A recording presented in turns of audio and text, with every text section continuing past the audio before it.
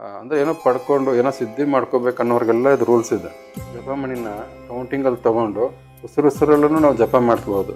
ಆಸನ ಬಂದು ಬರ್ತದೆ ನೋಡಿ. ಇಲ್ಲಿಗೆ ನಾವು ಗುರುನ ಸ್ಮರಣೆ ಮಾಡ್ತೇವೆ. ಶ್ರೀ ಕೃಷ್ಣ ಚೈತನ್ಯ, ಪ್ರಭು ನಿತ್ಯಾನಂದ, ಶ್ರೀ ಅದ್ವೈತ, ಗದಾಧಾರ, ಶ್ರೀವಾಸಾದಿ, ಗೌರಭಕ್ತ ವೃಂದ. ಸೊ ಈ ಒಂದು ಜಲತತ್ವನೂ ಟಚ್ ಆಗಬಾರ್ದು, ಭಕ್ತಿ ಇರಬೇಕಷ್ಟೇ. ನಾವು ಹೆಂಗೆ ಮಾಡ್ತೀವಿ ಅನ್ನೋದು ಇಂಪಾರ್ಟೆಂಟ್ ಅಲ್ಲ. ಈ ಥರ ಫುಲ್ಲು ಇಲ್ಲಿಗೆ ಟಚ್ ಆದಮೇಲೆ ಸೊ ಹಿಂಗೆ ಟರ್ನ್ ಮಾಡಿಕೊಂಡು ತಿರ್ಗಾ ಇದನ್ನು ಇಲ್ಲಿಗೆ ಇಟ್ಕೋಬೇಕು. ಪೂರ್ವ ಮತ್ತು ಉತ್ತರ ಶ್ರೇಷ್ಠ. ಪೂರ್ವ ಮತ್ತು ಉತ್ತರ ಶ್ರೇಷ್ಠ. ಸೊ ನಾವಿಲ್ಲಿ ಶುಗರ್ ತಿನ್ನಬಾರ್ದು, ಮೈದಾ ತಿನ್ನಬಾರ್ದು, ಗೋಧಿ ತಿನ್ನಬಾರ್ದು, ಫರ್ಮೆಂಟೆಡ್ ಫುಡ್ಡು. ಇದು ಮತ್ತೆ ಹೇಳಿದ್ದೀನಿ, ಓದ್ಸಲಿನೂ ಹೇಳಿದೆ, ಈಗ ಮತ್ತೆ ರಿಪೀಟ್ ಮಾಡ್ತಿದ್ದೀನಿ. ಭಕ್ತಿ ಮಾರ್ಗಕ್ಕೆ ಕಳಿಸ್ತೀನಿ, ಪರಿಣಾಮ ಸ್ಮರಣೆ ಹೇಳ್ತೀನಿ. ಸೊ ಕೆಲವೊಂದು ರೂಲ್ಸ್ ಫಾಲೋ ಮಾಡೋಕ್ಕೆ ಹೇಳ್ತೀನಿ. ಅದು ಮಾಡಿಬಿಟ್ರೆ ಇನ್ನೇನೂ ಇಲ್ಲ. ಭಗವಂತನಿಗೆ ಪರೀಕ್ಷೆ ಮಾಡೋಕ್ಕೆ ಹೋದರೆ ಭಗವಂತ ಯಾಕೆ ವಾಸಿ ಮಾಡಬೇಕು?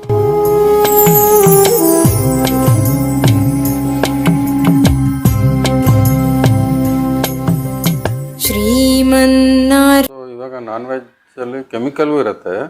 ಆಮೇಲೆ ಅದು ಈಗಿನ ಪ್ರಾಣಿಗಳು ಎಲ್ಲ ಕಾಯಿಲೆ ಅಂತ ಬಿದ್ದಿದ್ದಾವೆ. ಎಲ್ಲ ಪ್ರಾಣಿನೂ ಕಾಯಿಲೆ ಬೀಳ್ತಾ ಇದ್ದಾವೆ. ಕೋಳಿಗಳು ಆಯಿತು, ಮತ್ತು ಇದು ಫಿಶ್ ಆಯಿತು, ಎಲ್ಲ ಕಾಯಿಲೆನೂ ಅದಕ್ಕಿರೋದು ನಮಗೂ ಇನ್ನು ಅದನ್ನ ತಿಂದು ಬೇರೆ ಕಾಯಿಲೆಗಳು ನಮಗೆ ಬರ್ತಾ ಇದ್ದಾವೆ.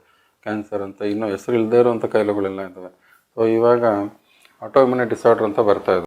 ಸೊ ಇದೇನಂತಂದರೆ ಅನಿಮಲ್ ಪ್ರೋಟೀನ್ಗೂ ನಮ್ಮ ಪ್ರೋಟೀನ್ಗೂ ಮ್ಯಾಚ್ ಆಗೋಲ್ಲ ತಿನ್ಬೇಕಾದ್ರೆ. ಏನೇ ತಿಂದರೂ ಸೆಲ್ಸ್ ಆಗಿ ಸೆಲ್ಸಿಂದ ಟಿಶ್ಯೂ ಕನ್ವರ್ಟ್ ಆಗಬೇಕಾಗಿರೋದು ಅಲ್ಲಿ ಆಗಲ್ಲ, ಮ್ಯಾಚೇ ಆಗಲ್ಲ. ಸೊ ಅವಾಗೇನಾಗುತ್ತೆ, ನಮ್ಮ ಬ್ಯಾಕ್ಟೀರಿಯಾ ನಮ್ಮನ್ನೇ ಕನ್ಫ್ಯೂಸ್ಡ್ ಆಗಿ ನಮ್ಮನ್ನೇ ತಿನ್ನೋಕ್ಕೆ ಸ್ಟಾರ್ಟ್ ಮಾಡ್ತಾಯಿದೆ. ಇದೇ ಆಟೋಇಮ್ಯೂನಿ ಡಿಸಾರ್ಡರ್. ಇದು ಎಲ್ಲರಿಗೂ ಆಗ್ತಾಯಿದೆ. ಸ್ಕಿನ್ ರಿಲೇಟೆಡು, ಮಾಂಸದ ರಿಲೇಟೆಡು, ಮೂಳೆಗೆ ರಿಲೇಟೆಡು, ಸೊ ಹಿಂಗೆ ಇದು ನರ್ವ್ ರಿಲೇಟೆಡು ಆಗ್ತಾಯಿದೆ. ಸೊ ಹಿಂಗಾಗಿ ನಾವು ಅದನ್ನು ಅವಾಯ್ಡ್ ಮಾಡೋದೇ ಬೆಸ್ಟ್ ಅಂತೀನಿ. ಅದೇ ಥರ ಡೈರಿ ಪ್ರಾಡಕ್ಟ್ಸಲ್ಲೂ ಆಗ್ತಾಯಿದೆ. ಹಾಲು, ಮೊಸರು, ಎಣ್ಣೆ, ಬೆಣ್ಣೆ, ತುಪ್ಪ ಈ ಥರದ್ದು. ಆಮೇಲೆ ಬೇಕ್ರಿ ಐಟಮ್ಸು ಮತ್ತು ಶುಗರು ಇದೆಲ್ಲನೂ ನಮ್ಮ ಬಾಡಿಗೆ ಮ್ಯಾಚ್ ಆಗೋದಿಲ್ಲ. ಸೊ ನಾವು ಎಷ್ಟಾಗುತ್ತೋ ಆ ಶುಗರ್ನ ಒಂಚೂರು ಶುಗರ್ ಜಾಗದಲ್ಲಿ ಬೆಲ್ಲ ಏನೋ ತಿಂದು ಅದು ಸ್ವಲ್ಪ ಪ್ರಮಾಣ ಅದನ್ನು ಕಡಿಮೆ ಮಾಡೋದೇ ಒಳ್ಳೆಯದು. ಅದು ಕೂಡ ಕೆಮಿಕಲ್ ಯುಕ್ತನೇ ಆಗಿದೆ. ಯಾವುದೂ ಒರಿಜಿನಾಲಿಟಿ ಸಿಗ್ತಾ ಇಲ್ಲ. ಎಷ್ಟಾಗುತ್ತೋ ಅಷ್ಟು ನಾವು ಆರೋಗ್ಯವಾಗಿ, ಅಂದರೆ ಶುಗರ್ ತಿನ್ನಬಾರ್ದು, ಮೈದಾ ತಿನ್ನಬಾರ್ದು, ಗೋಧಿ ತಿನ್ನಬಾರ್ದು, ಫರ್ಮೆಂಟೆಡ್ ಫುಡ್ಡು. ಇದು ಮತ್ತೆ ಹೇಳಿದ್ದೀನಿ, ಓದ್ಸಲಿನೂ ಹೇಳಿದೆ, ಈಗ ಮತ್ತೆ ರಿಪೀಟ್ ಮಾಡ್ತಿದ್ದೀನಿ, ಸಾರಿ. ಯಾಕಂದರೆ ಇದನ್ನು ಎಷ್ಟೇ ಸಲ ಹೇಳಿದ್ರು ಫಾಲೋ ಮಾಡ್ತಾ ಇಲ್ಲ. ಇದನ್ನು ಎಷ್ಟೇ ಸಲ, ಇದು 2ನೇ ಸಲ ಹೇಳಿದ್ರು ನಾನು ಮತ್ತೆ ಎಲ್ಲರಿಗೂ ಇದನ್ನ ಹೇಳ್ತಾನೆ ಇದ್ದೀನಿ. ಸೊ ಆದ್ರೂ ಅದು ತಿಂದರೆ ಹಿಂಗಾಗುತ್ತೆ. ಇನ್ನೂ ಕೆಲವರು ವಾದ ಮಾಡೋರು ಇದ್ದಾರೆ ಸರ್. 80% ಜನನೂ ನಾವು ನಾನ್ ವೆಜ್ ಇರೋದಿಂತ ನಾವು ತಿಂದಿರೋ ಇರೋಕ್ಕೆ ಆಗಲ್ಲ. ಸೊ ಅಂಥ ವಾದಗಳು ಬೇರೆ ನಡೀತಾ ಇದೆ. ಸೊ ಮೊನ್ನೆ ಮಾತಾಡ್ಬೇಕಾದ್ರೆ ನಡೀತಾ ಇತ್ತಿದ್ದು ನನ್ನ ಜೊತೆ ಅಲ್ಲ, ನಮ್ಮ ಮನೆಯವ್ರ ಜೊತೆ. ಸೊ ಹಿಂಗಾಗಿ ಸೊ ವಾದಿಸೋರ್ಗೆ ನಾನೇನು ಮಾಡೋಕ್ಕಾಗಲ್ಲ. ಸೊ ಆರೋಗ್ಯ ಕೆಡಿಸ್ಕೊತಾರೆ. ಸೊ ಎಲ್ಲನೂ ಇವಾಗ ನೋಡಿ, ಅವರ ರಾಯರು ಭಕ್ತರು ಬಂದಿದ್ರಲ್ಲ, ಅವರು ನಾನು ಹೇಳ್ದಂಗಿಂತ ಇದುವರೆಗೂ ಮುಟ್ಟಿಲ್ಲ. ಇದುವರೆಗೂ ಅವರು ಇನ್ನೂ ಮಾಂಸ ಕೂಡ ಅದ್ರ ಸಂಬಂಧ ಅವರು ಗೌಡ್ರು ಗೊತ್ತು. ಸೊ ಅವ್ರು ಹೇಳ್ತಾರೆ, ಏನು ಎಮ್ಮೆ ಅಂತ ಗೌಡ್ರು, ಹುಲಿ ಇದ್ದಂಗೆ ನಾವೆಲ್ಲ ತಿಂದರೆ ನಾವು ತಿನ್ನಲೇಬೇಕು. ಮಗಂಗೆ ಬಿಡಕ್ಕೆ ಹೇಳಿದ್ರೆ ಆ ಥರ ಎಲ್ಲ ಮಾತಾಡೋದು. ಇಲ್ಲಿ ಹುಟ್ಟುಬಿಟ್ಟಿದ್ದೆವು, ಹುಲಿ ಹುಟ್ಟಂಗೆ ನೀನು ಅನ್ನೋ ಥರ ಎಲ್ಲ ಈ ಥರ ಎಲ್ಲ ನಡೀತಾ ಇದೆ. ಇವಾಗ ಒಂದು ಎಮ್ಮೆ ಅಂದರೆ ಇವಾಗ ಭಗವದ್ಗೀತೆಯಲ್ಲಿದೆ, ಯಾವ ಭಾವನೆದಲ್ಲಿ ನಾವು ಸಾಯ್ತೀವೋ, ಯಾವ ಆಸೆ ಆಕಾಂಕ್ಷೆಗಳು ಇಟ್ಕೊಂಡು ಅದೇ ಆಗಿಬಿಡ್ತೀವಿ ಅಂತ. ಸೊ ಹುಲಿ ಇವಾಗ ಅದ್ರ ಭಾವನೆಗಳು ಹೆಂಗಿರುತ್ತೆ ಅಂದ್ರೆ ಮಾಂಸ ತಿನ್ನೋದು. ಸೊ ನಾವು ಇವಾಗ ಮಾಂಸ ತಿಂದು ಅದರೆಲ್ಲ ರುಚಿ ಇಟ್ಕೊಂಡು ಸಾಯೋದಿಂತರ ಸೊ ನಾಯಿನೋ, ನರಿನೋ, ಬೆಕ್ಕೋ ಅಥವಾ ಹುಲಿನೋ, ಸಿಂಹನೋ ಆಗಲೇಬೇಕಾಗ್ತದೆ. ಅದು ಭಗವದ್ಗೀತೆಯಲ್ಲೇ ಐತೆ. ಸೊ ಯಾವ ಭಾವನೆದಲ್ಲಿ ಯಾರು ಹೆಂಗೆ ಸಾಯ್ತಾರೋ ಅದೇ ರೀತಿ ಆಗ್ತೀವಿ ಅಂತ. ಸೊ ಹಂಗಾಗಿ ನಾವು ಯಾವುದ್ರಲ್ಲೂ ಆಸಕ್ತಿ ಇಟ್ಕೋಬಾರ್ದು. ಸೊ ಈ ಮನುಷ್ಯ ಜನ್ಮ ಬಂದಿರೋದು ಎಷ್ಟೋ ಪುಣ್ಯ, ಎಷ್ಟೋ ಕೋಟಿ ಜನ್ಮ ಆದಮೇಲೆ ಬರುವಂಥದ್ದು. ಇದನ್ನು ಸದುಪಯೋಗ ಪಡಿಸ್ಕೊಳ್ದಿರ ಸುಮ್ಮನೆ ನಮ್ಮ ಜೀವನ ವ್ಯರ್ಥ. ಎಷ್ಟೊತ್ತು 50-60 ವರ್ಷ, 100 ವರ್ಷ, ಈಗಂತೂ 30 ವರ್ಷಕ್ಕೆ ಸಾಯ್ತಾ ಇದ್ದಾರೆಲ್ಲ. ಸೊ ಇರೋ ಅಷ್ಟರೊಳಗಡೆ ನಾವು ಉಪಯೋಗ ಮಾಡ್ಕೊಂಬಿಡ್ಬೇಕು. ಸೊ ಭಗವಂತನ ಮಾರ್ಗ ಹೆಂಗೆ ಪಡ್ಕೋಬೇಕು ಅಂತೇಳಿ ಇದೇ ಭಗವಂತ ಮೇಲೆ ಸ್ಟಾರ್ಟ್ ಆಗೋದು. ಪರೀಕ್ಷಿತ ಮಾಡಿದೆ ಇನ್ನೇನು 7 ದಿನದಲ್ಲಿ ಸಾಯ್ತಾನೆ ಅಂತ ಗೊತ್ತಾದ್ಮೇಲೆ ಅವ್ನು ಏನು ಮಾಡ್ದ, ಸೊ ಇನ್ನೇನು ಬಿಡಪ್ಪ ಮುಗೀತು, ಇನ್ನೂ ನಾನು ಆರಾಮಾಗಿ ಎಂಜಾಯ್ ಮಾಡ್ಬೋದು. ಸೊ ರಾಜ ಅವ್ನು ಹಂಗೆ ನೋಡಿದ್ರೆ ಆರಾಮಾಗಿ ಎಂಜಾಯ್ ಮಾಡ್ಕೊಂಡು ಇರ್ಬೋದಿತ್ತು. ಆದರೆ ಅವ್ನಿಗೆ ಮುಂದಿನ ಪ್ರಜ್ಞೆ, ಅಯ್ಯೋ ಇನ್ನು 7 ದಿನದಲ್ಲಿ ನಾನು ಎಲ್ಲಿಗೆ ಹೋಗ್ತೀನಿ, ಅವನು ಅಟ್ಲೀಸ್ಟ್ ಇರೋವರೆಗೂ ಅವನು ಆ್ಯಕ್ಚುಲಿ ಮಹಾಭಕ್ತನೇ ಅವನು. ಸೊ ಹೆಂಗೆ ಧರ್ಮ ಮಾರ್ಗ ಪಡ್ಕೊಂಡು ಹೆಂಗೆ ನಾವು ಭಗವಂತನ ಪಡಿಬೇಕಂತೇಳಿ ಒಂದು ನಮಗೆ ತೋರಿಸ್ಕೊಟ್ಟ ಅವನು. ಸೊ ಸುಖ ಮಹರ್ಷಿ ಅವಳು ಹೆಲ್ಪ್ ತಗೊಂಡು ಸೊ ಎಲ್ಲ ಮಹರ್ಷಿಗಳ ಜೊತೆ ಸೇರಿ ಅವನೊಂದು ಮೋಕ್ಷಕ್ಕೆ, ಇದು ಡೈರೆಕ್ಟಾಗಿ ವೈಕುಂಠಕ್ಕೆ ಪ್ರವೇಶ ಮಾಡ್ದ. ಸೊ ಹಾಗೆ ಸೊ ಎಲ್ಲರೂ ಒಂದು ಗುರಿ ಇರಬೇಕು. ನಮ್ಮ ಈ ದೇಹ ಈ ಜಗತ್ತಿನಲ್ಲಿರೋವಂಥ ಗುರಿ ಅಲ್ಲ, ಭಗವಂತನ ಮುಟ್ಬೇಕು ಅನ್ನೋದೇ ಗುರಿಯಾಗಿರಬೇಕು. ಸೊ ಸೊ ಹಂಗೆ ನಾನೆಲ್ಲ ಮೆಸೇಜು ಇವಾಗ ಏನೇನು ಹೇಳ್ಬೇಕು ಎಲ್ಲ ಹೇಳಿದ್ದೀನಿ. ಸೊ ಇನ್ನು ಎಷ್ಟಾಗುತ್ತೋ ಅಷ್ಟು ನಾನು ನಾಲೆಜ್ ಕೊಡ್ತಾ ಹೋಗ್ತೀನಿ. ಸ ಏನು ಹೇಳ್ಬೇಕಂತಂದರೆ ಇವಾಗ ಕಮೆಂಟ್ಸ್ ಹಾಕಿದ್ದಾರೆ. ಸೊ ಕೆಲವರು ಮೋಸ ಅಂತ, ಅದೇನು ಬೇರೆ ವರ್ಡೇ ಇಲ್ಲ ಮತ್ತೆ ಎಕ್ಸ್ಟ್ರಾ. ಮೋಸ ಅಂತಂದ್ಬಿಟ್ರೆ ಏನದ್ರ ಅರ್ಥ? ಸೊ ನಾವು ಇವಾಗ ಮೋಸ್ಟ್ಲಿ ಅವರೆಲ್ಲೋ ಬೇರೆ ಕಡೆ ಮೋಸ ಹೋಗಿರ್ಬೋದು ಅನ್ಕೊತೀನಿ, ಯಾಕಂದ್ರೆ ನನ್ನವರೆಗೂ ಬಂದಿಲ್ಲ ಅದು. ಸೊ ನನ್ನಿಂದ ಯಾವುದೇ ಬಂದ್ರೂ ಭಕ್ತಿ ಮಾರ್ಗಕ್ಕೆ ಕಳಿಸ್ತೀನಿ, ಪರಿಣಾಮ ಸ್ಮರಣೆ ಹೇಳ್ತೀನಿ. ಸೊ ಕೆಲವೊಂದು ರೂಲ್ಸ್ ಫಾಲೋ ಮಾಡೋಕ್ಕೆ ಹೇಳ್ತೀನಿ, ಅದು ಮಾಡಿಬಿಟ್ರೆ ಇನ್ನೇನೂ ಇಲ್ಲ. ಸೊ ಇಲ್ಲಿ ಬೇರೆಯವ್ರ ಹತ್ರ ಹೋದಾಗ ಮೋಸ ಏನಕ್ಕೆ ಹೋಗಿರ್ತಾರಂದ್ರೆ ಎಲ್ಲನೂ ಮಾಡಿಕೊಟ್ಟಿರ್ತಾರೆ, ಯಂತ್ರ ತಂತ್ರ ಮಂತ್ರ ಎಲ್ಲ ಮಾಡಿಕೊಟ್ಟಿರ್ತಾರೆ. ಸೊ ನೀನು ಹೆಂಗನೋ ಎತ್ಕೋ, ನಾವು ರೂಲ್ಸ್ ಹೇಳಿರಲ್ಲ, ಏನೂ ಹೇಳಿರಲ್ಲ, ಅಲ್ಲಿ ಪಲ್ಸ್ ಇರಲ್ಲ. ಅದೇನಾಗುತ್ತೆ ತಿರ್ಗಾ ಅವನಿಗೆ ಮತ್ತೆ ಇವಾಗ ನೋಡಿ ಸರ್, ಇವಾಗ ಯಾವುದೋ ಒಂದು ಮಂತ್ರ ಕೊಟ್ಟು ಎಲ್ಲ ಕೊಟ್ಟು ಎಷ್ಟೋ ದುಡ್ಡು ಇಸ್ಕೊತಾರೆ. ಅಲ್ಲಿ ಅದು ಫಲಿಸ್ಲಿಲ್ಲ ಅಂತಂದ್ರೆ ಅಷ್ಟು ದುಡ್ಡು ಕೊಟ್ಟು ವೇಸ್ಟ್ ಆಯಿತು ಅಂತೇಳಿ ಒಂದು ಕಡೆಲ್ಲ ಹಿಡ್ಕೊಳ್ಳೋ ಪದೇ ನಡೀತದೆ ಎಲ್ಲರ ಜೀವನದಲ್ಲೂ ಇದು. ಪದೇ ಎಲ್ಲರ ಜೀವನದಲ್ಲಿ ನಡೆದು ಮೋಸ ಹೋಗಿ ಈಗ ಸತ್ಯಕ್ಕೆ ಬೆಲೆ ಇಲ್ದಂಗೆ ಆಗೋಗಿದೆ ಹಂಗೆ. ಸೊ ಹಂಗಾಗಿ ಅದೊಂದಕ್ಕೆ ನಾನು ಇದು ಒಂದು ಕಮೆಂಟಿಗೆ ನಾನು ಉತ್ತರ ಕೊಟ್ಟಿದ್ದೀನಿ. ನೆಕ್ಸ್ಟು ಚಾಲೆಂಜ್, ನನ್ನ ಕಾಲನ್ನ ವಾಸಿ ಮಾಡು ನೋಡೋಣ ಅಂತ ಒಂದು ಕಮೆಂಟ್. ಅದು ಒಂದು ಕಮೆಂಟ್ ಇದು ನೋಡಿ ಸರ್, ಇವಾಗ ನಾವು ಭಕ್ತಿ ಅಂತ ಇದು ಎಲ್ಲ ಮಾಡಿ ಎಷ್ಟೋ ಜನಕ್ಕೆ ಜಪ ತಪ ಮಾಡ್ಕೊಂಡಿರೋರ್ಗು ಗೆನ ಪರಿಹಾರ ಸಿಗೋದು ಕಷ್ಟ ಐತೆ. ಹಂಗಾಗಿ ಇದು ಚಾಲೆಂಜ್, ಭಗವಂತನಿಗೆ ಪರೀಕ್ಷೆ ಮಾಡ್ದಂಗೆ ಆಯಿತು. ಭಗವಂತನಿಗೆ ಪರೀಕ್ಷೆ ಮಾಡೋಕ್ಕೆ ಹೋದರೆ ಭಗವಂತ ಯಾಕೆ ವಾಸಿ ಮಾಡಬೇಕು? ಭಗವಂತ ತನ್ನ ಭಕ್ತನ ನೋಡ್ಕೊತಾನೆ, ಕಾಳಜಿ ಯೋಗಕ್ಷೇಮನೆಲ್ಲ ನಾನು ವಹಿಸ್ಕೊತೀನಿ. ಸದಾ ನಾನು ಧ್ಯಾನ ಮಾಡೋರಿಗೆ ನನ್ನ ಭಕ್ತನಾಗ ನಾನು ಯೋಗಕ್ಷೇಮ ನೋಡ್ಕೊತೀನಿ ಅಂತ ಹೇಳ್ತಾನೆ. ಸದಾ ಮನಸ್ಸು ಬುದ್ಧಿ ಹೃದಯ ಎಲ್ಲ ಅವ್ನಿಗೆ ಯಾರು ಸದಾ ಅವ್ನ ಸ್ಮರಣದಲ್ಲಿ ಇರ್ತಾರೋ ಇರೋದನ್ನು ಕಾಪಾಡ್ತಾನೆ, ಇಲ್ಲದೆ ಇರೋದನ್ನು ಕೊಡ್ತಾನೆ. ಆದರೆ ಇಲ್ಲಿ ಚಾಲೆಂಜಿಂಗ್ ಆಗಿ ಬಂದರೆ ಭಗವಂತ ಹೆಂಗೆ ಅನುಗ್ರಹ ಮಾಡ್ತಾನೆ? ಸೊ ಅದಕ್ಕೆ ಅಂತ ಹೇಳ್ತಾನೆ. ಸೊ ಇಲ್ಲಿ ಚಾಲೆಂಜ್ ಮಾಡೋದು ಮತ್ತು ಪರೀಕ್ಷೆ ಮಾಡೋಕ್ಕೆ ನನ್ನ ಹತ್ರ ಯಾರತ್ತಕ್ಕೆ ಬಂದ್ರೂ ದಯವಿಟ್ಟು ಬರೋಕ್ಕೆ ಹೋಗ್ಬೇಡಿ. ಸೊ ಪರೀಕ್ಷೆ ಅಂತ ನೀವೇನಾದ್ರು ನಾನು ಟೆಸ್ಟ್ ಮಾಡೋಕ್ಕೆ ಬಂದರೆ ನಾನು ಹೇಳಿರೋದು ಅಲ್ಲಿ ಮ್ಯಾಚ್ ಆಗೋಲ್ಲ, ಸುಳ್ಳು ಬರುತ್ತೆ. ಸೊ ನಾನು ನೋಡೋದು ಸ್ಕ್ಯಾನ್ ಮಾಡಿ ಎಲ್ಲ ನೋಡಬೇಕಾದ್ರೆ ಅಲ್ಲಿ ನಿಮ್ಮ ಸತ್ಯಾಂಶ ಇದು ಸತ್ಯಾಂಶನೇ ಬರುತ್ತೆ. ನೀವೇನಾದ್ರು ಸುಳ್ಳು ಹೇಳಿ ಪರೀಕ್ಷೆ ಮಾಡೋಕ್ಕೆ ಏನಾದ್ರು ಬಂದರೆ ಇಲ್ಲಿ ಬಂದದ್ದು ಸುಳ್ಳೇ ಬರುತ್ತೆ. ಸೊ ಹಂಗಾಗಿ ಸೊ ಮ್ಯಾಚ್ ಆಗೋಲ್ಲ. ಮ್ಯಾಚ್ ಆಗಬೇಕಂದ್ರೆ ನೀವು ಎಷ್ಟು ಪ್ರಾಮಾಣಿಕವಾಗಿ ಬಂದು ಕೇಳ್ತೀರೋ ಅಷ್ಟೇ ಪ್ರಾಮಾಣಿಕ ಉತ್ತರ ಬರುತ್ತಿಲ್ಲ. ಸೊ ಹಂಗಾಗಿ ಇದುವರೆಗೂ ಯಾರೂ ಬಂದಿಲ್ಲ ಆ ಥರ. ಸೊ ಎಲ್ಲರೂ ಒಳ್ಳೆ ಭಕ್ತರೇ ಬಂದರೆ ನನ್ನ ಪುಣ್ಯ. ಅಂಥವ್ರು ಎಷ್ಟೋ ಜನ ಕ್ಯಾನ್ಸಲ್ ಆಗಿ ಅದಾಗದ ಆಟೋಮೆಟಿಕಾಗಿ ಕ್ಯಾನ್ಸಲ್ ಆಗಿ ಹೋಗ್ತಾ ಇದ್ದಾವೆ. ಸೊ ತಾಳ್ಮೆ ಇಲ್ಲ ಸರ್, ಒಂದು ತಿಂಗಳು ಕಾಯ್ಬೇಕಂತಂದ್ರೆ ತಾಳ್ಮೆ ಇಲ್ಲ. ನಾವು ಜಾಸ್ತಿ ಟೈಮ್ ತೊಗೊಳ್ಳೋ, ಎಷ್ಟು ಇಡೀ ಬೆಳಗ್ಗೆ ಅಂತ ಸಾಯಂಕಾಲವರೆಗೂ ಕೂತ್ಕೊಂಡು ನಮ್ಮ ಶ್ರಮ ವಹಿಸಿ ಪ್ರತಿಯೊಬ್ಬರಿಗೂ ನಾನು ಒಬ್ಬನೇ ಎಷ್ಟು ಜನಕ್ಕೆ ಮಾಡೋಕ್ಕಾಗ, ಸಾವಿರಾರು ಜನ ಇದ್ದಾರೆ. ಅಂಥದ್ರಲ್ಲಿ ನಾನು ಎಲ್ಲನೂ ಪ್ಲ್ಯಾನ್ ಮಾಡಿ ಎಲ್ಲ ಮಾಡಿ ಫಾಲೋಅಪ್ ಕಾಲ್ಸು ಎಲ್ಲನೂ ಮಾಡ್ತಿರ್ತೇನೆ. ಸೊ ಅಂಥದ್ರಲ್ಲಿ ಕೆಲವರು ಬೇಜಾರು ಮಾಡ್ಕೊಂಡು ದೂರ ಹೋಗಿರೋರು ಇದ್ದಾರೆ. ಅಯ್ಯೋ ಕಾಯೋಕ್ಕಾಗಿಲ್ಲ, ಅಯ್ಯೋ ನನ್ನ ಫೋನು ನಾನೇ ಮೋದಿನ ಅಂತ ಕೇಳಿದ್ದಾರೆ ಅಷ್ಟೊಂದು ಬ್ಯುಸಿ ಅನ್ನೋಕ್ಕೆ. ಹೌದು, ಮೋದಿ ಒಬ್ಬನೇ ಬ್ಯುಸಿ ಆಗಿರ್ಬೇಕು, ಎಲ್ಲರೂ ಬ್ಯುಸಿ ಆಗಿರಲೇಬೇಕು ಇಲ್ಲಿ. ಸೊ ನಾನೂ ಬ್ಯುಸಿ ಇದ್ದೀನಿ, ನೀವು ಬ್ಯುಸಿ ಆಗಿ, ಎಲ್ಲರೂ ಬ್ಯುಸಿ ಆಗಿದ್ದೇ ಲೈಫ್ ನಡೆಯೋದಿಲ್ಲ.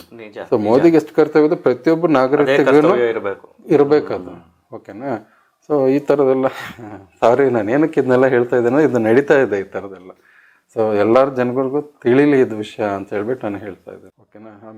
ಆಮೇಲೆ ಇನ್ನೊಂದು ಕಮೆಂಟ್ ಬಂದಿತ್ತು ಗುರುಗಳೇ, ಅಂದ್ರೆ ನೀವು ಯಾರೋ ಒಬ್ಬರನ್ನೆಲ್ಲ ನಾವು ಮಾತಾಡ್ತಾ ಇದ್ವಿ, ಒಂದು ಕಮೆಂಟ್ ಅದೇ ಭಯ ಬೀಳ್ತಾ ಇದ್ದಾರೆ. ಸೊ ಇಷ್ಟು ದಿವಸ ನಿರಾಳವಾಗಿ ಮಾಡ್ಕೊಳಕ್ ಏನೋ ಒಂದು ಸಾಧನೆ ಮಾಡ್ಬೇಕಂತ ಇದೆ. ಆದ್ರೂ ಇವಾಗ ನಾನು ನಿಯಮ ಅಂತ ರೂಲ್ಸ್ ಮಾಡಿದಾಗ ಅಲ್ಲಿ ಇಷ್ಟ ಆಸನದಲ್ಲೇ ಕುತ್ಕೋಬೇಕು, ಇಷ್ಟ ಟೈಮಲ್ಲಿ ಮಾಡ್ಬೇಕಂದಾಗ ಕೆಲವರು ಹೆಂಗ್ಸ್ ಯಾರೋ ಒಬ್ರು ಕಮೆಂಟ್ ಹಾಕಿದ್ದಾರೆ, ಭಯ ಬಿದ್ದಿದ್ದಾರೆ. ನಾ ಏನಿಲ್ಲಮ್ಮ, ಇವಾಗ ನೋಡಿ ನಾನು ಏನು ಹೇಳಿದೆ, ರಾಯರ ಭಕ್ತರು ಅದೇ ಹೇಳಿದ್ರು. ಸೊ ಇಲ್ಲಿ ರೂಲ್ಸ್ ಯಾವಾಗ ಆಗ್ತೀವಿ ಅಂತಂದರೆ ನಾವೇನಾದ್ರು ಸಾಧನೆ ಬೇಕು, ಅದು ಬೇಕು, ಇದು ಬೇಕಂದಾಗ, ಶಕ್ತಿ ಮಾರ್ಗ ಬೇಕಂದವ್ರಿಗೆ ಇಲ್ಲಿ ಅಂದರೆ ಏನೋ ಪಡ್ಕೊಂಡು ಏನೋ ಸಿದ್ಧಿ ಮಾಡ್ಕೋಬೇಕನ್ನೋರಿಗೆಲ್ಲ ಇದು ರೂಲ್ಸ್ ಇದೆ. ಆದರೆ ಭಕ್ತಿ ಮಾರ್ಗದಲ್ಲಿ ಯಾವ ರೂಲ್ಸು ಇಲ್ಲ. ಇಲ್ಲಿ ನೋಡಿ ಇಬ್ಬರಿದ್ದಾರೆ. ಒಂದು ಶಕ್ತಿ ನಂಬಿ ಸಾಧನೆ ಮಾಡೋರಿಗೆ ತುಂಬ ರೂಲ್ಸ್ ಇದೆ. ಪವಿತ್ರವಾಗಿರಬೇಕು, ಪವಿತ್ರವಾದ ಸ್ಥಳ ಇರಬೇಕು, ಆಸನ ಹಾಕೊಂಡು ಕೂತ್ಕೋಬೇಕು, ಆಮೇಲೆ ಇದೇ ಟೈಮಿಂಗಲ್ಲಿ ಇರಬೇಕು, ಆಮೇಲೆ ಏನದು ಟೈಮ್ ಮೀರಬಾರ್ದು ಎಲ್ಲ ಹೇಳಿದ್ದೀನಿ ಓದ್ಸಲ ಎಲ್ಲನೂ. ಸೊ ಇಲ್ಲಿ ಭಕ್ತಿ ಮಾರ್ಗದಲ್ಲಿ ಸದಾ ಎಲ್ಲನೂ ಇರಲಿ. ಎಂಥ ಗಲೀಜಾಗಿರೋ ಪ್ರದೇಶದಲ್ಲಿದ್ದರೂ ಅಷ್ಟೇ, ಪವಿತ್ರವಾಗಿರೋ ಸ್ಥಳದಲ್ಲಿದ್ದರೂ ಅಷ್ಟೇ, ಅದೇನು ಇದಾಗಲ್ಲ. ಸೊ ಸದಾ ಭಕ್ತಿಲಿ ನಾವು ಇದ್ದರೆ ಏನಾಗುತ್ತೆ, ಯಾವುದೇ ಪ್ಲೇಸಲ್ಲಿ ಶುಚಿಯಾಗಲಿ ಅಶುಚಿಯಾಗಿರಲಿ, ಸ್ನಾನ ಮಾಡಲಿ ಸ್ನಾನ ಮಾಡಲ್ದೇ ಇರಲಿ, ಸೊ ಭಕ್ತಿಯಲ್ಲಿ ಇಂಪಾರ್ಟೆಂಟೇ ಹೊರತು ನಿಯಮ ಇರೋದಿಲ್ಲ. ವಿಧೇಯ ನಿಯಮ ಇಂಥ ನಡ್ಕೊಂಡು ಹೋಗೋರ್ದು ಫಲಸತ್ತಲ್ಲಿ ಹೋಗೋತಿಲ್ಲ. ಯಾಕಂದ್ರೆ ಅಲ್ಲಿನೂ ಭಕ್ತಿನೇ ಇಂಪಾರ್ಟೆಂಟ್ ಆಗುತ್ತೆ ಅಷ್ಟೆಲ್ಲ ನಡ್ಕೊಂಡ್ರು. ಸೊ ಭಕ್ತಿ ಇಲ್ಲ ಅಂದ್ರೆ ಅಲ್ಲೆಲ್ಲ ನಡ್ಕೊಂಡ್ರು ವ್ಯರ್ಥನೆ. ಸೊ ಏನು ನಿಯಮ ನೀತಿ ಇಲ್ದರೇ ಸುಮ್ಮನೆ ಹರಿನಾಮ ಸ್ಮರಣೆ ಭಕ್ತಿಯಲ್ಲಿ ಕನೆಕ್ಟ್ ಆದರೆ ಅದು ನಮಗೆ ಇದಕ್ಕಿಂತ ಶ್ರೇಷ್ಠ. ಸೊ ನೋಡಿ, ನಮ್ಮ ಭಕ್ತಿಯನ್ನು ಆಸನದ ಮೇಲೆ ಕೂತ್ಕೊಂಡು ಉಸಿರನ್ನು ಮಣಿನ ಜಪದಲ್ಲಿ ಇಟ್ಕೊಂಡು ನಾವು ಜಪ ಮಾಡಿದ್ರೆ ಅದೇ ಎಷ್ಟೋ ವಾಸಿ. ಸದಾ ಉಸಿರನ್ನು ಜಪ ಮಣಿನ ಕೌಂಟಿಂಗಲ್ಲಿ ತೊಗೊಂಡು ಉಸಿರಲ್ಲೂ ನಾವು ಜಪ ಮಾಡ್ಕೋಬೋದು. ಆಸನ ಬಂದು ಭಕ್ತಿ ಅನ್ನೋ ಒಂದು ಪ್ರೀತಿಯಿಂದ ಆ ಆಸನದ ಮೇಲೆ ಕೂತ್ಕೊಂಡು ನಾವು ಜಪ ಮಾಡಿದ್ರೆ ಆಯಿತು. ಸೊ ಆಸನನೇ ಇರಬೇಕು, ಹಿಂಗೆ ಇರಬೇಕು, ಆ ಥರದ್ದೆಲ್ಲ ಒಂದು ಅದು ವಿಧೇಯ ಮಾರ್ಗ ಬೇರೆ, ಭಕ್ತಿ ಮಾರ್ಗನೇ ಬೇರೆ, ಆಯಿತಾ. ಸೊ ಇಲ್ಲಿ ಭಕ್ತಿಗೆ ಟೈಮ್ ಇಲ್ಲ, ನಿಯಮ ಇಲ್ಲ, ಶುದ್ಧಿ ಅಶುದ್ಧಿ ಎಲ್ಲ ಏನೂ ಬರೋಲ್ಲ. ಸೊ ಪ್ರೀತಿ ಇಂಪಾರ್ಟೆಂಟ್ ಇಲ್ಲಿ, ಓಕೆನಾ. ಭಕ್ತಿಗೆ ಭಗವಂತನೇ ಮಾರೋಗ್ಬಿಡ್ತಾನೆ. ನಿಯಮ ನೀತಿ ಅಂತ ಇದು ಭಕ್ತಿ ಇಲ್ಲ ಅಂದ್ರೆ ಪ್ರಯೋಜನ ಇಲ್ಲ ಅಷ್ಟೆಲ್ಲ ನಡ್ಕೊಂಡು. ಸೊ ಇದನ್ನ ತುಂಬ ಇಂಪಾರ್ಟೆಂಟ್ ಅರ್ಥ ಮಾಡ್ಕೊಳ್ಳಿ. ನೋಡಿ ವೀಕ್ಷಕರೇ, ನೋಡಿ ಭಕ್ತಾದಿಗಳು, ಇದು ಕಿಂಗ್ ಆಫ್ ದ ಬೀಡ್ ಅಂತಾರೆ. ಅಂದರೆ ಇದು ಒಂದು ಯಾವುದು ಗುರು ಮಣಿ ಅಂತಲೂ ಹೇಳ್ತಾರೆ ಇದನ್ನು. ಸೊ ಇದನ್ನು ಇಲ್ಲಿ ಸ್ಟಾರ್ಟ್ ಮಾಡಿದ್ರೆ ಫಸ್ಟ್ ಮಣಿ ಅಂತ ಇಲ್ಲಿ ಇವಾಗ ನೋಡಿ, ಇಲ್ಲಿಗೆ ನಾವು ಗುರುನ ಸ್ಮರಣೆ ಮಾಡ್ತೇವೆ. ಶ್ರೀಕೃಷ್ಣ ಚೈತನ್ಯ, ಪ್ರಭು ನಿತ್ಯಾನಂದ, ಶ್ರೀ ಅದ್ವೈತ ಗದಾಧಾರ, ಶ್ರೀವಾಸಾದಿ ಗೌರಭಕ್ತ ವೃಂದ. ಇದು ಒಂದ್ಸಲ ಇದನ್ನು ಹೇಳ್ಬಿಟ್ಟು ನೆಕ್ಸ್ಟ್ ಸ್ಟೆಪ್ ಹರೇ ಕೃಷ್ಣ ಈ ಬಟ್ ಮುಟ್ಟಬಾರ್ದು. ಸೊ ಇಲ್ಲಿ ಹರೇ ಕೃಷ್ಣ ಕೃಷ್ಣ ಕೃಷ್ಣ ಹರೇ ಹರೇ, ಹರೇ ರಾಮ್ ರಾಮ್ ರಾಮ್ ಹರೇ ಹರೇ. ಮತ್ತು ನೆಕ್ಸ್ಟ್ ಹರೇ ಕೃಷ್ಣ ಕೆಲವ್ರು ಹಿಂಗೆ ಇಟ್ಕೊತಾರೆ, ಈ ರೀತಿ ಈ ಬಟ್ಟು ತಾಕ್ಬಾರ್ದು ಅಂತಾರೆ. ಇದೆ ಕೆಲವರು ಶಕ್ತಿ ಮಾರ್ಗದಲ್ಲಿ ಸೊ ಈ ಒಂದು ಜಲತತ್ವನು ಟಚ್ ಆಗ್ಬಾರ್ದು, ತೋರ್ಬಾರ್ದು, ಟಚ್ ಆಗ್ಬಾರ್ದು ಅಂತಾನು ಹೇಳ್ತಾರೆ. ಸೊ ಕೆಲವ್ರು ಹಿಂಗೆ ಮಾಡ್ತಾರೆ. ಸೊ ಯಾವ್ದು ಕರೆಕ್ಟ್ ವೇ ಗುರುಗಳೇ? ಇದೊಂದು ಟಚ್ ಆಗ್ಬಾರ್ದು ಅಂತ ಐತೆ ಮಾತ್ರ. ಸೊ ಇದು ಕೆಲವರು ಮಾಡ್ತಾರೆ, ಇನ್ನು ಕೆಲವರು ಇದ್ರಲ್ಲಿ ಮಾಡ್ತಾರೆ. ಸೊ ಇದು ತುಂಬ ಗೊತ್ತಿರೋರ್ಗೆ ಇದು ಗೊತ್ತಿದೆ. ತುಂಬ ಬೇರೆ ಬೇರೆ ಪಾಲನೆ, ಗುರು ಪರಂಪರೆ ಪಾಲನೆ ಮಾಡ್ಕೊಂಡು ಬಂದಿರೋದು ಒಂದೊಂಥರ ಇದೆ. ಸೊ ನಾವು ಮಾಡಿರೋದು, ನಾನು ಎಷ್ಟು ದಿವಸ ಮಾಡ್ಕೊಂಬಂದದ್ದು ಇದೇ ರೀತಿ. ಸೊ ನಮ್ಗೆ ಕಂಫರ್ಟೇಬಲ್ ಆಗಿ. ಸೊ ಅದೇ ಹೇಳಿದ್ನಲ್ಲ, ನೀತಿ ನಿಯಮ ಇಲ್ಲ ಅಷ್ಟು ಇದಾಗಲ್ಲ, ಭಕ್ತಿ ಇರಬೇಕಷ್ಟೇ. ನೀವು ಹೆಂಗೆ ಮಾಡ್ತೀವಿ ಅನ್ನೋದು ಇಂಪಾರ್ಟೆಂಟ್ ಅಲ್ಲ. ಸೊ ನನಗೆ ಗೊತ್ತಿರೋ ಮಾರ್ಗ ಹಿಂಗೆ. ಸೊ ಹರೇ ಕೃಷ್ಣ ಕೃಷ್ಣ ಕೃಷ್ಣ ಹರೇ ಹರೇ, ಹರೇ ರಾಮ್ ರಾಮ್ ರಾಮ್ ಹರೇ ಹರೇ. ಈ ಥರ ಫುಲ್ಲು ಇಲ್ಲಿಗೆ ಟಚ್ ಆದಮೇಲೆ ಇಲ್ಲಿಗೆ ಬಂದು ಮುಟ್ತೀವಿ. ಇಲ್ಲಿ ಕಿಂಗ್ ಆಫ್ ಇದು ಗುರು ಮನೆಗೆ ಬಂದು ಮುಟ್ಟಿದ್ಮೇಲೆ ಇಲ್ಲಿ ಮುಗೀತು ಇಲ್ಲಿ. ಸೊ ತಿರ್ಗಾ ನಾವು ಇದನ್ನು ಹಿಂಗೆ ಇದು ಮುಟ್ಟಬಾರ್ದು, ಹಿಂಗಿರುತ್ತಲ್ಲ. ಸೊ ಹಿಂಗೆ ಟರ್ನ್ ಮಾಡಿಕೊಂಡು ತಿರ್ಗಾ ಇದನ್ನು ಇಲ್ಲಿಗೆ ಇಟ್ಕೋಬೇಕು. ಸೊ ಆಗಲಿಲ್ಲ ಅಂತಂದರೆ ಸುಮ್ಮನೆ ಹಿಂಗೆ ಟರ್ನ್ ಮಾಡ್ಕೊಳ್ಳಿ, ಹಿಂಗೆ ಇಟ್ಕೊಳ್ಳಿ. ತಿರ್ಗಾ ವಾಪಸ್ ರಿಟರ್ನ್ ಅಲ್ಲೇನ ತಿರ್ಗಾ ಹಿಂಗೆ ಮಾಡ್ಕೊಂಡು ಬರಬೇಕು. ಹರೇ ಕೃಷ್ಣ ಕೃಷ್ಣ ಹರೇ ಹರೇ, ಹರೇ ರಾಮ್ ರಾಮ್ ರಾಮ್ ಹರೇ ಹರೇ. ಸೊ ಈ ರೀತಿ ಎರಡನೇ ರೌಂಡ್ಗೆ ಬರಬೇಕು. ಎರಡನೇ ರೌಂಡ್ಗೆ ಇಲ್ಲಿ ಬರ್ತೀವಿ. ತಿರ್ಗಾ ಇದನ್ನು ಈ ರೀತಿನ ತಿರುಗಿಸ್ಕೋಬೇಕು. ಇದೇ ರೀತಿ ಮಾಡ್ಕೊಂಡು ಬರುತ್ತೆ ಇದು. ಸೊ ಇದು ಜಪಮಾಲೆಯಲ್ಲಿ ಈ ರೀತಿ ಆಗಿರುತ್ತೆ, ಓಕೆನಾ. ಜನರಲ್ ಆಗಿ ನೀವು ತೋರಿಸ್ಕೊಟ್ಟಿರೋದಲ್ಲ? ಹೌದೌದು, ಇದು ರೂಲ್ಸ್. ಆ್ಯಕ್ಚುಲಿ ಎಲ್ಲ ಭಕ್ತರು ಇದನ್ನ ಫಾಲೋ ಮಾಡ್ತಿರೋದು. ಸೊ ನಾನು ಇಸ್ಕಾನ್ಗೆ ಹೋದಾಗ ನಂಗೆ ಇದೇ ರೀತಿ ಹೇಳ್ಕೊಟ್ಟಿದ್ರು ಒಬ್ಬರು ಮಹಾಂಭಾವ್ರವರು. ಇವಾಗ ಎಲ್ಲಿದ್ದಾರೋ ಗೊತ್ತಿಲ್ಲ. ಸರ್ ನಾನು ಅದನ್ನೇ ಫಾಲೋ ಮಾಡ್ತಾ ಇದ್ದೀನಿ, ಅದನ್ನೇ ನಾನು ಮಾಡ್ಕೊಂಡು ಹೋಗ್ತಾ ಇರೋದು. ಯಾವ ಜಪಮಾಲೆ ಅಂತ? ಇದು ತುಳಸಿ ಮಾಲೆ ಅಲ್ಲ. ಸೊ ಇನ್ನು ತುಳಸಿ ಮಾಲೆ ಬಂದು ಇವಾಗ ಇಲ್ಲಿದೆ ಅಲ್ಲ, ಈ ರೀತಿ ಇರುತ್ತೆ. ಆದರೆ ಅದು ಸ್ವಲ್ಪ ಗುಂಡಗಿರುತ್ತೆ. ಸೊ ಇದಿಷ್ಟು ವೈಟಿಗಿದೆಲ್ಲ ಹಿಂಗೆ ಬರಲ್ಲ. ಓಕೆ, ಜನರಲ್ ಇದು ಎಲ್ಲ ಇದು ಮಕ್ಕಳು ಮಾಡ್ತಾರೆ ಆ ಥರ. ಅದಕ್ಕೆ ದೀಕ್ಷಾನೇ ಆಗ್ಬೇಕು, ಅದೆಲ್ಲ ಐತೆ. ಸೊ ನಾನು ಇಲ್ಲೇನಂತಂದರೆ ದೀಕ್ಷಾ ಇಂಪಾರ್ಟೆಂಟ್ ಅಲ್ಲ, ಸೊ ಭಕ್ತಿನೇ ಇಂಪಾರ್ಟೆಂಟ್. ಯಾಕಂದರೆ ಈಗ ಇದು ಗುರು ಪರಂಪರೆ ಅಂತ ಬಂದಿರೋರನ್ನೇ ತೊಗೋಬೇಕು. ಅದೇ ಹೇಳಿದ್ನಲ್ಲ, ಎಷ್ಟೋ ಸಂಪ್ರದಾಯಗಳಿದ್ದಾವೆ, ಯಾವ್ದು ತೊಗೊಳ್ಳಿ. ಮತ್ತು ದೀಕ್ಷೆ ಎಲ್ಲ ತೊಗೊಂಡು ಫಾಲೋ ಮಾಡಲಿಲ್ಲ ಅಂತಂದರೆ ತಿರ್ಗಿ ಅದು ಪ್ರಾಬ್ಲಮ್ ಆಗುತ್ತೆ. ಸೊ ಜನರಲಾಗಿ ಸಾಧಾರಣವಾಗಿರಿ. ಆ್ಯಕ್ಚುಲಿ ನಾನು ಎಲ್ಲಿ ದೀಕ್ಷೆ ತೊಗೊಂಡಿಲ್ಲ. ಸೊ ಈ ಹರೇ ಕೃಷ್ಣ ಮಂತ್ರ ಮಾಡ್ಬೇಕಾದ್ರೆ ರೂಲ್ಸ್ ಇಲ್ಲ, ದೀಕ್ಷೆ ನಿಯಮ ನೀತಿ ಏನೂ ಇಲ್ಲ. ಸೊ ಚೈತನ್ಯ ದಿಕ್ಕಿನಲ್ಲೇ ಕುತ್ಕೊಂಡು ಮಾಡಬೇಕು. ಪೂರ್ವ ಮತ್ತು ಉತ್ತರ ಶ್ರೇಷ್ಠ. ಪೂರ್ವ ಮತ್ತು ಉತ್ತರ ಶ್ರೇಷ್ಠ. ಸೊ ನಾವಿಲ್ಲಿ ಅದೇ ಹೇಳಿದ್ನಲ್ಲ, ಈ ಹರೇ ಕೃಷ್ಣ ಮಂತ್ರಕ್ಕೆ ರೂಲ್ಸು ರೆಗ್ಯುಲೇಷನು ದಿಕ್ಕು ಏನೇನು ಇಲ್ಲ. ಎಲ್ಲಿ ಬೇಕಾದ್ರೂ ಮಾಡ್ಬೋದು, ಹೆಂಗೆ ಬೇಕಾದ್ರೂ ಮಾಡ್ಬೋದು, ಇದು ಮುಕ್ತವಾಗಿ ಮಾಡ್ಬೋದು. ದೀಕ್ಷೆ ಆಗ್ಬೇಕಿಲ್ಲ ಏನೂ ಇಲ್ಲ, ಏನೂ ರಿಸ್ಟ್ರಿಕ್ಷನ್ ಇಲ್ಲ. ಯಾಕಂದರೆ ಈ ಕಲಿಯುಗದಲ್ಲಿ ಇವೆಲ್ಲ ಫಾಲೋ ಮಾಡೋಕ್ಕಾಗಿಲ್ಲ. ಇದೇ ಥರ ಇರಬೇಕು, ಹಿಂಗೆ ಇರಬೇಕು, ಆ ಥರ ಇರಬೇಕು ಅನ್ನೋದು ಯಾರಿಗೂ ಸಾಧ್ಯ ಇಲ್ಲ ಅಂತಲೇ ಇವಾಗ ನಾನು ಕೂಡ ಜನರಲ್ ಆಗಿ ಇರೋಕ್ಕೆ ಇಷ್ಟಪಡ್ತೀನಿ. ಸೊ ನಾನೊಂದು ಧೋತಿ ಹಾಕೊಂಡು ನಾವೇ ಹಿಡ್ಕೊಂಡು ಎಲ್ಲ ಇದು ಮಾಡ್ಕೊಂಡು ಎಲ್ರಿಗೂ ತೋರಿಸ್ಕೊಂಡು ಹೋಗ್ಬೇಕು ಅನ್ನೋದಲ್ಲ. ಸೊ ನಾನು ನಡ್ಕೊಂಡು ಹೋಗ್ತಾ ಇದ್ದೀನಿ ಹಿಂಗೆ. ಸೊ ಭಗವಂತ ನನಗೆ ಅನುಗ್ರಹ ಮಾಡ್ದೆ. ಅದೇ ರೀತಿ ಸೊ ಎಲ್ಲರೂ ಇದನ್ನು ಅನುಗ್ರಹ ಮಾಡ್ಕೊಳ್ಳಿ. ಸೊ ಇಲ್ಲಿ ಬೇಕಾಗಿರೋದು ಭಕ್ತಿ, ಶ್ರದ್ಧೆ ಮತ್ತು ವಿಶ್ವಾಸ ಭಗವಂತನ ಮೇಲೆ ದೃಢವಾದ ನಂಬಿಕೆ ಮತ್ತು ಗುರುಗಳು ಯಾರ್ಯಾರು ನಮ್ಮ ಇದು ಚೈತನ್ಯ ಮಹಾಪ್ರಭುಗಳು ಮತ್ತು ಶ್ರೀಲ ಪ್ರಭುಪಾದನ ಏನು ನಾವು ಫಾಲೋ ಮಾಡ್ತೀವೋ ಅದೇ ಇಂಪಾರ್ಟೆಂಟ್ ಆಗುತ್ತೆ. ಸೊ ಹಂಗಾಗಿ ಗುರುಗಳು ಮತ್ತು ನಾವು ಚೈತನ್ಯ ಚರಿತಾಮೃತ ಏನೇನು ಓದ್ತೀವಲ್ಲ ಅದರಲ್ಲಿರೋ ಬರೋಂಥ ಚರಿತ್ರೆಗಳು ಮತ್ತು ಅದರಿಂದ ಬಂದಿರೋ ಉಪದೇಶಗಳನ್ನೆಲ್ಲ ನಾವು ಯೂಸ್ ಮಾಡ್ಕೊಂಡಿದ್ದಂತಲೇ ನಮಗೆ ಜ್ಞಾನ ಇಂಪಾರ್ಟೆಂಟ್ ಆಗುತ್ತೆ. ಇಲ್ಲಿ ಭಕ್ತಿ ಜೊತೆ ಜ್ಞಾನ ಸೇರಿದಾಗ ಇನ್ನೂ ಉತ್ತಮವಾಗಿರುತ್ತೆ. ಸೊ ಭಕ್ತಿ ಮಾರ್ಗದಲ್ಲಿ ಯಾರು ಇರ್ತಾರೋ ಜ್ಞಾನ ತನಗೆ ತಾನೇ ಬೆಳೆಯುತ್ತೆ. ನಾವು ಅವೆಲ್ಲ ಓದೋಕ್ಕಾಗಲಿಲ್ಲ, ನಮ್ಗೆ ಓದೋಕ್ಕೆ ಬರಲ್ಲ ಅನ್ನೋರ್ಗು ಕೂಡ ಬರೀ ಜಪದಲ್ಲೇ ಎಲ್ಲನೂ ಜ್ಞಾನ ವೃದ್ಧಿ ಆಗುತ್ತೆ. ಮತ್ತು ವೈರಾಗನೂ ಜೊತೆಗೆ ಬರುತ್ತೆ. ನಾವು ಕಷ್ಟಪಟ್ಟು ವೈರಾಗ್ಯದಲ್ಲಿ ಇರಬೇಕಂತೇನಿಲ್ಲ, ತನಗೆ ತಾನೇ ಬೆಳೆದು ಬಿಡುತ್ತೆ ಅದನ್ನು.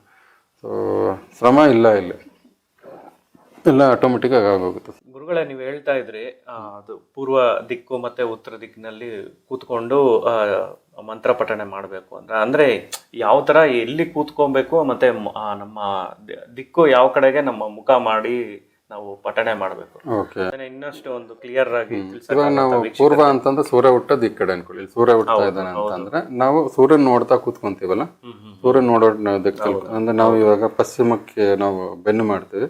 ಸೊ ಸೂರ್ಯನ ನೋಡೋದಕ್ಕೆ ಪೂರ್ವಾಭಿಮುಖ ಅಂತಾರೆ. ಸೊ ಹಿಂಗ್ ಕೂತ್ಕೊಂಡ್ ಮಾಡ್ಬೇಕು. ಇನ್ನೊಂದಿಲ್ಲಿ ಉತ್ತರ, ಇಲ್ಲಿ ಉತ್ತರ ದಿಕ್ಕಿಗೆ ನಾವು ಇಲ್ಲಿ ಕುಳಿತುಕೋಬೇಕು. ಹೌದು ಹೌದು, ನಾವು ಪೂರ್ವ ಇದು ಉತ್ತರಾಭಿಮುಖ, ಇದು ಎರಡು ಶ್ರೇಷ್ಠವಾದ ಎರಡು ದಿಕ್ಕುಗಳು ಉತ್ತಮ ದಿಕ್ಕು ಜಪ ಮಾಡೋದು. ಕೆಲವೊಂದು ಗ್ರಂಥಗಳು ಓದ್ಬೇಕಂದ್ರೆ ಎಲ್ರು ಉತ್ತರಾಭಿಮುಖದಲ್ಲಿ ಕೂತ್ಕೊಂಡು ಓದೋದನ್ನು ಮಕ್ಕಳಿಗೆ ವಿದ್ಯಾಭ್ಯಾಸ ಚೆನ್ನಾಗಿರ್ತದೆ ಅಂತ. ಓದಕ್ಕೂ ಕೂಡ ಉತ್ತರ ದಿಕ್ಕು ಶ್ರೇಷ್ಠ. ಸೊ ದಕ್ಷಿಣ ದಿಕ್ಕಕ್ಕೆ ತಲೆ ಮಾಡಿ ಮಲ್ಕೊಳ್ಳೋದು ಶ್ರೇಷ್ಠ. ದಕ್ಷಿಣಕ್ಕೆ ತಲೆ ಇರಬೇಕು. ಸೊ ಈ ಕಡೆ ಮಲ್ಕೊಂಡ್ರೆ ಉತ್ತರಕ್ಕೆ ಸ್ಟ್ರೋಕ್ ಆಗೋದು, ನಿದ್ದೆ ಬರದೇ ಇರೋದು, ಸೊ ಮಾನಸಿಕ ಸಂಬಂಧಪಟ್ಟಿದ್ದೆಲ್ಲ ಕಾಯಿಲೆಗಳು ಬರುತ್ತೆ ಈ ಕಡೆ ಮಲ್ಕೊಂಡು. ಸೊ ಕೆಟ್ಟ ಸ್ವಪ್ನಗಳು ಬರುತ್ತೆ. ಸೊ ನಾವು ಯಾವಾಗಲೂ ದಕ್ಷಿಣಕ್ಕೆ ತಲೆ ಹಾಕಿ ಮಲ್ಕೊಳ್ಳೋದು ಶ್ರೇಷ್ಠ, ಇಲ್ಲ ಪೂರ್ವಕ್ಕೆ ತಲೆ ಹಾಕಿ ಮಲ್ಕಬೇಕು. ಇದೆರಡು ಶ್ರೇಷ್ಠ. ಮಲ್ಕೊಳ್ಬೇಕಾದ್ರೆ ಈ ಕಡೆ ಮಲಗಬೇಕಾದ್ರೂ ಸಹ ಇದೊಂದು ರೀತಿಯಾಗಿ ಮಲ್ಕೊಂಡ್ರೆ ಅದು ಆಗುತ್ತೆ, ಅದು ಒಳ್ಳೆಯದು. ಶ್ರೀಮನ್ನ